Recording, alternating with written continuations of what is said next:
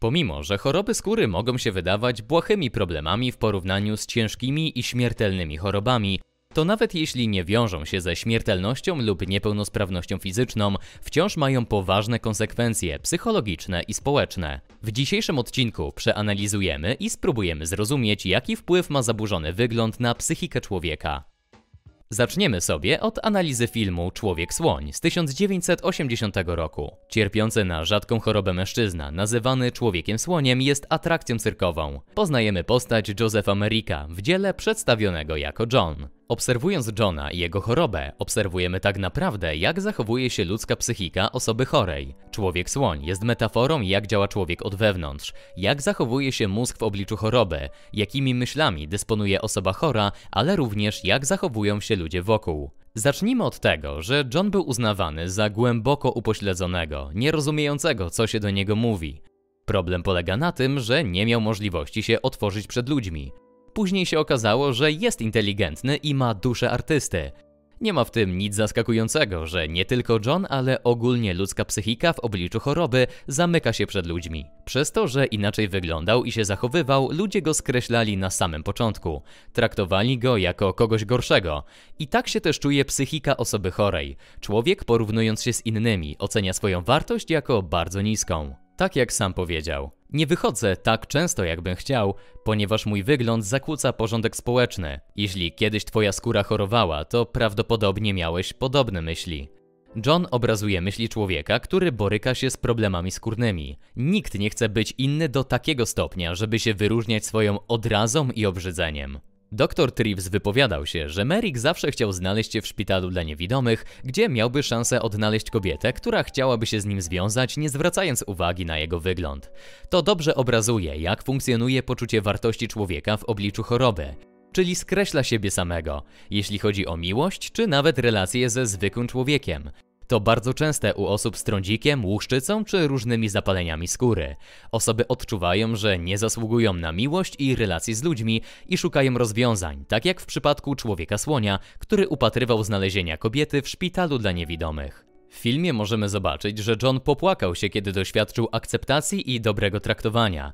Może ludzie dosłownie nie wybuchają płaczem na co dzień, ale na pewno spustoszona i samotna psychika w momencie akceptacji od drugiego człowieka może wewnątrz doświadczać bardzo silnych emocji. Zacytuję Merricka. Musiałem być dla niej wielkim rozczarowaniem. Może gdybym nie zobaczyła z tak uroczymi przyjaciółmi, by mnie pokochała. W filmie spotykamy się ze zjawiskiem odczuwania wstydu i rozczarowania rodziców. To bardzo częste, szczególnie u nastolatków, że będąc chorym chcieliby odciążyć rodziców i być po prostu normalni. To nic przyjemnego, kiedy twoi rówieśnicy zaczynają korzystać i brać z życia pełnymi rękami, a ty jeździsz z rodzicami po lekarzach i szpitalach w celu wyleczenia lub ugaszenia chwilowo choroby. Osoba młoda może czuć się jak ciężar, kiedy rodzice muszą smarować lekami. To absolutnie nie jest łatwa przeprawa przez okres dorastania. W filmie widzimy, jak John jest pytany, co mu się stało. To bardzo częsty i ciężki motyw dla osób chorych. Kiedy ludzie cały czas pytają, co ci jest, a co gorsza, próbują dawać porady, jakby byli światowej sławy lekarzami, a niestety tylko pogarszają stan psychiczny tej osoby, nakręcając frustrację, bo nigdy nie ma łatwych rozwiązań na ciężkie problemy. Osoby chore mają pewną zazdrość i tęsknotę do normalnego życia. Cytując Johna, chciałbym móc spać jak normalni ludzie. Nie może on normalnie spać przez swoją deformację czaszki, ale ten sam problem napotykają ludzie z łagodniejszymi chorobami, czyli swędzenie, pieczenie, bolesność. Bycie zwykłym i normalnym człowiekiem może być ich marzeniem. Jakiś problem dokuczający przez lata może powodować głębokie stany załamania, a nawet myśli samobójcze. Śni mu się po nocach własna twarz i to, jak traktują go ludzie. Choroby odciskają swoje piętno na tak głębokim poziomie, tworząc tak naprawdę wroga z siebie samego. Postać Johna Merricka jest pewną metaforą, jak zachowuje się ludzka psychika w obliczu choroby. Człowiek-słoń z 1980 roku to również film o inności, samotności, tolerancji, empatii, a także o tym, czym jest człowieczeństwo. Polecam osobom lubiącym powolne i psychologiczne kino. Choroby skóry mają różne przyczyny i przebieg, ale łączy je jedno. Są dla pacjentów trudne do zaakceptowania. Według wielu z nich najbardziej dokuczliwe są choroby skóry głowy i te, których objawy są widoczne na twarzy, a także na dłoniach. Choroby skóry mogą się ujawniać w postaci plamek, grudek, bąbli, cyst, guzków, pęcherzy, rumienia czy krost. Objawom tym mogą towarzyszyć świąt, pieczenie skóry i bolesność. Pomimo że lista chorób skóry jest bardzo długa, to w dalszej części odcinka skupimy się na trądziku, bo jest to najbardziej powszechny problem wśród nastolatków, ale oczywiście pozostałe przypadłości mają podobny wpływ. Zacytuję Heather L. Roebuck z badania Trądzik interweniuj wcześnie. Nie ma jednej choroby, która powoduje więcej urazów psychicznych, większe niedostosowanie między rodzicami a dziećmi, większą ogólną niepewność i poczucie niższości oraz większe sumy cierpienia psychicznego niż trądzik pospolity. Skóra jest największym ludzkim organem, główną barierą, która jest najbardziej narażona na ekspozycję przed światem zewnętrznym. Istnieje emocjonalny związek z rzeczami, które widzisz na swojej skórze, mówi Doris Day, dyplomowany dermatolog z Nowego Jorku. W badaniu opublikowanym w British Journal of Dermatology naukowcy znaleźli dane potwierdzające to stwierdzenie po przeanalizowaniu dokumentacji pacjentów w latach 1986-2012 z dużej bazy danych podstawowej opieki zdrowotnej Wielkiej Brytanii. Znaleźli fascynujące połączenie. W pierwszym roku po zdiagnozowaniu trądziku byliśmy najbardziej zaskoczeni stwierdzeniem, że ci pacjenci mają o 63% większe ryzyko zachorowania na depresję w porównaniu z pacjentami, którzy nie mieli trądziku, mówi Isabel Valerant, naczelna autorka badania. Co więcej, Valerant i jej zespół odkryli również, że chociaż zmniejszyło się ryzyko depresji, pozostawało znacznie zwiększone w porównaniu z osobami z czystą skórą przez 5 lat po zdiagnozowaniu u pacjenta trądziku. Odkrycie sugeruje, że gdy trądzik jest leczony i ustępuje, ryzyko depresji wraca do normalnego poziomu. Rezultaty nie są zaskakujące dla dermatologów, z którymi się kontaktowali badacze, którzy widzą, jak wpływ mają choroby na psychikę na co dzień w ich gabinetach. Ludzie nie są już dla siebie wsparciem, bardziej zaczynają widzieć w sobie wroga. Samoopieka bardzo cierpi, a pacjenci z trądzikiem często rezygnują z zajęć towarzyskich i zawodowych. Nie chodzą na randki i nie starają się o lepszą pracę. Niektórzy ludzie są tak skupieni na swoich wadach, że widzą tylko chorobę i czują się jak chodząca choroba. Media społecznościowe też nie pomagają. Młode osoby patrzą na siebie tylko pod kątem wad. Ciąży na nich presja bycia perfekcyjnym i nie potrafią dostrzegać swoich zalet. Nasze badanie pokazuje, że osoby z trądzikiem są znacznie bardziej narażone na prawdziwą depresję kliniczną, a nie tylko smutny nastrój, mówi Valerant. W związku z tym osoby dotknięte trądzikiem, które mają obawy o swoje zdrowie psychiczne, powinny być bezwzględnie traktowane poważnie.